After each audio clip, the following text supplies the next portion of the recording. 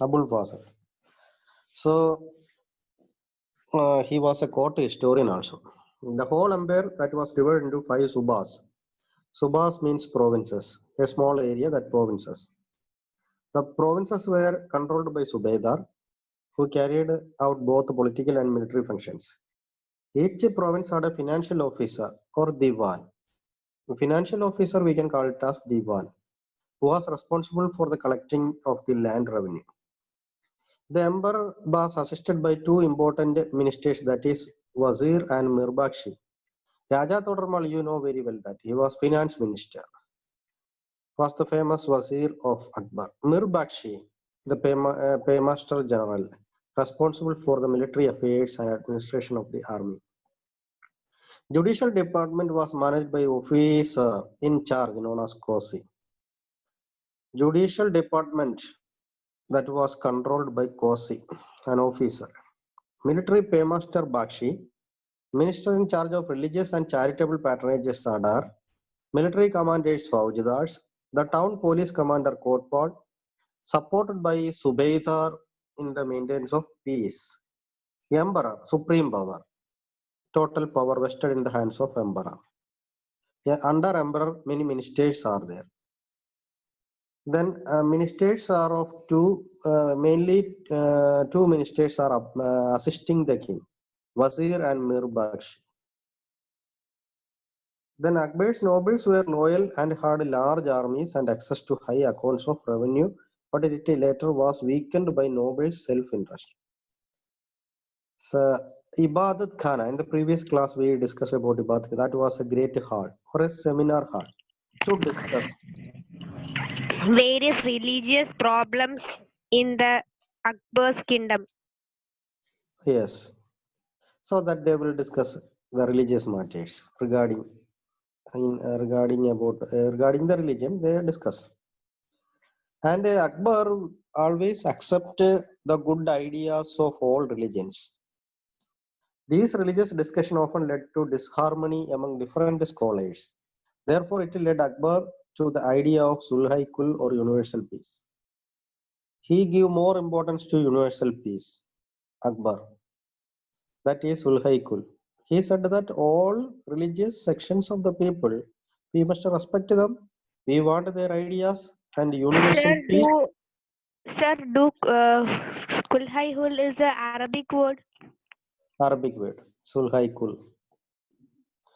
This idea of intolerance did not discriminate between people of different religions. They have their own ideas, no problem. Akbar accepted it. So we can say that Akbar was the first king, Muslim Islam or Muslim king, maintained a religious tolerance or secularism. It mainly focused on ethics, honesty, justice, peace that was universally accepted. In every religion, what says? Honesty, justice, peace. All religions, they give importance to these qualities.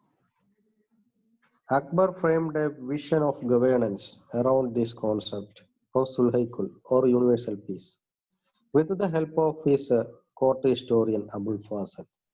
Sulhaikul was also followed by Jahangir and Shah Jahan and Jahangir also followed universal peace. They also maintained secularism, religious tolerance. Suba, that was province that was divided into Subedar and Diwan. Subedar in charge of civil and military powers. Diwan in charge of responsible for collecting land revenue. Then Pargana. Pargana was under Faujidar, officer called Faujidar. What was the duty of Faujidar? To crush revolt, to catch thieves and dacoits, to help other provincial officers. This was the duty of Faujidar in Pargana. Sir, what is the meaning of dacoits? Dacoits, they were robbers. Dacoits were robbers. Robbers, they are hiding and robbing. They were hiding in one place and robbing. They were called dacoits. Okay, sir. Hmm.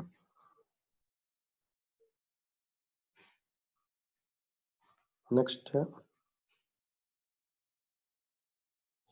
we want to study about Okay. Noor Jahan's influence on Jahangir.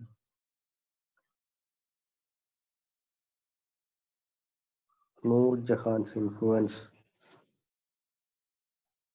in Jahangir's court. What is the meaning of Noor? Light. Night. Arabic word Noor. Arabic word Ratri. Noor. Yes, light. Noor Jahan. Jahan means Jahan. You know meaning? You No, don't know. sir. No. Okay. We can search and find the meaning of Jahan. Noor, I know that is light. Arabic word Noor.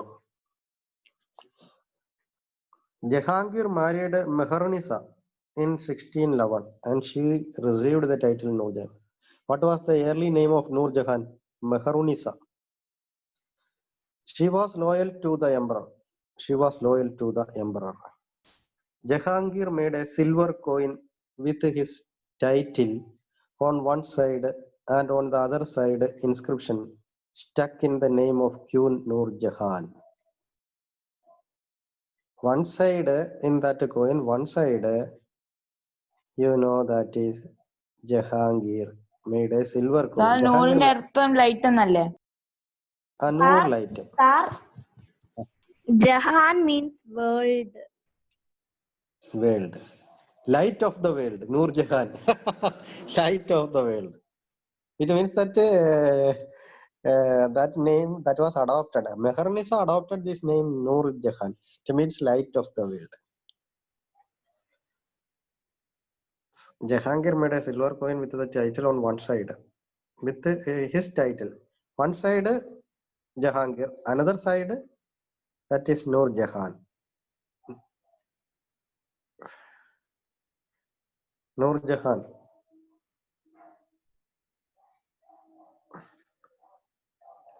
Is she beautiful? Yes. Yes, sir, he's beautiful. That is why Jahangir married.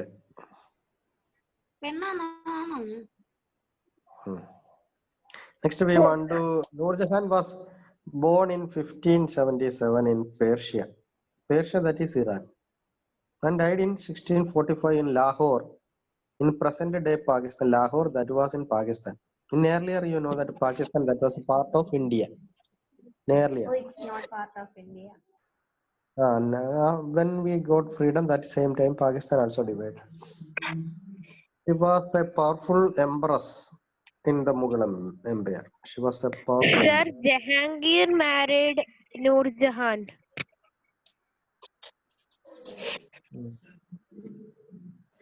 Ah, Sir, Jahangir ആണോ നൂർ ജഹാനെ കല്യാണം കഴിച്ചേ?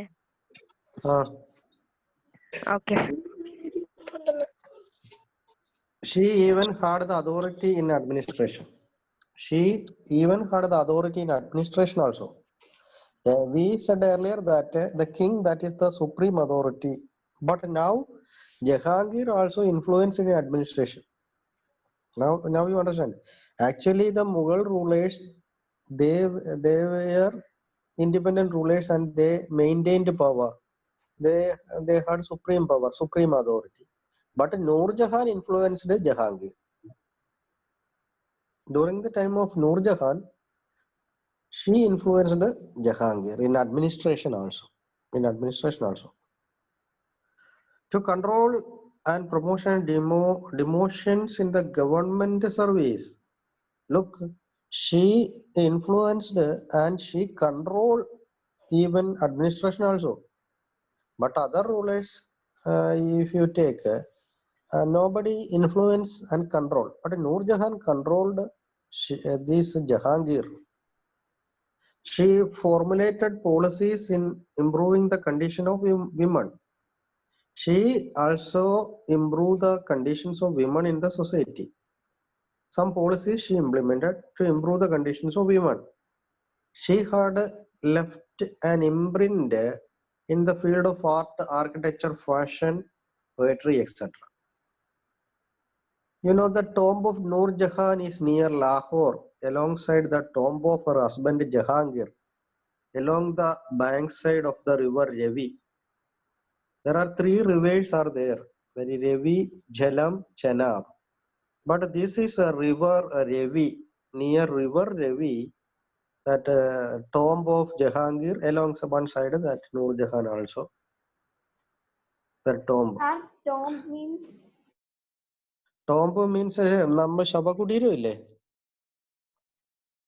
yes, sir. Tomb ശവകുടീരം. ശവകുടീരം. Sir, ഈ Taj Mahal മുംതാസിന്റെ tomb അല്ലേ? Tomb ആണ്.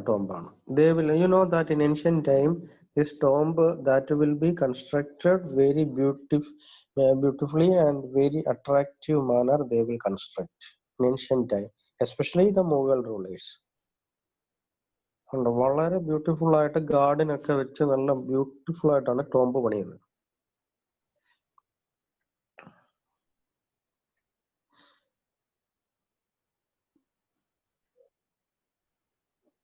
Next Sulhaikul. Sulhaikul, you know the meaning also. Means world peace. Who gave importance to Sulhaikul?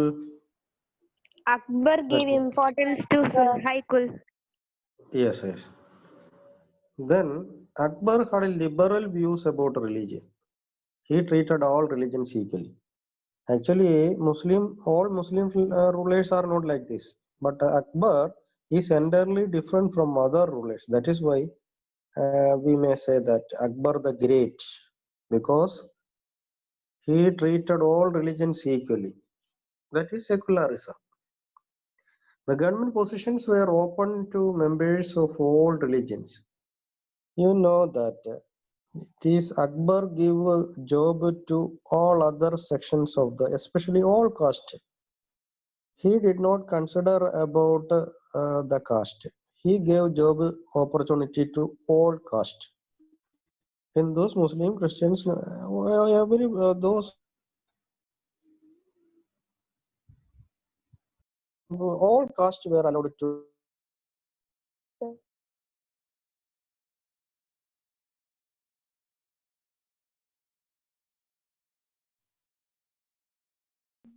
Sir, Yes, sir. sir, പറഞ്ഞോളൂ. sir, ഞാൻ ഫോണിൽ വന്ന കോൾ ഞാൻ അറ്റൻഡ് ചെയ്തപ്പോൾ നിങ്ങളുടെ sessions are open to members of all religions. He gave job to all sections of the society, all caste, because he consider all caste people equally without any restrictions or without any kind of discriminations. He abolished jizya, tax imposed on non-Muslims, and forced the conversion of prisoners of war to Islam. അദ്ദേഹം non മുസ്ലിംസിന്റെ കയ്യിൽ നിന്ന് ഒരു നികുതി പോലും പിരിച്ചിരുന്നില്ല. ജസിയ എന്ന് പറഞ്ഞ tax ഉണ്ടായിരുന്നു, അതുപോലും അദ്ദേഹം പിരിച്ചിരുന്നില്ല. മാത്രമല്ല ഈ പിന്നെ യുദ്ധ തടവുകാരായിട്ട് പിടിക്കുന്നവരുണ്ട്, പ്രിസണേഴ്സ് ആയിട്ട് പിടിക്കുന്നവരുണ്ട്. യുദ്ധത്തിന്റെ തടവുകാരായിട്ട് പിടിക്കുന്നവരെ അവരെ കൺവേർട്ട് ചെയ്യും, അവരെ ഇസ്ലാമിക് റിലിജനിലേക്ക് കൺവേർട്ട് ചെയ്യുന്ന ഒരു ഇതുണ്ട്. പക്ഷെ അക്ബർ അങ്ങനൊന്നും ചെയ്തില്ല. അക്ബർ നല്ല സത്യസന്ധനായ ഒരു രാജാവായിരുന്നു. അദ്ദേഹം നികുതി ഒന്നും പിടിച്ചില്ല, നോൺ മുസ്ലിംസിന്റെ നികുതി പിടിച്ചില്ല. അതേപോലെ തന്നെ യുദ്ധ തടവുകാരായിട്ട് പിടിക്കുന്നവരെ ഒന്നും ഇസ്ലാമിലേക്ക് അദ്ദേഹം കൺവേർട്ട് ചെയ്തില്ല. Akbar band forced conversion in 1562. 1562 Akbar ban ചെയ്യുകയും ചെയ്തു. ബലം പ്രയോഗിച്ച് ആരെയും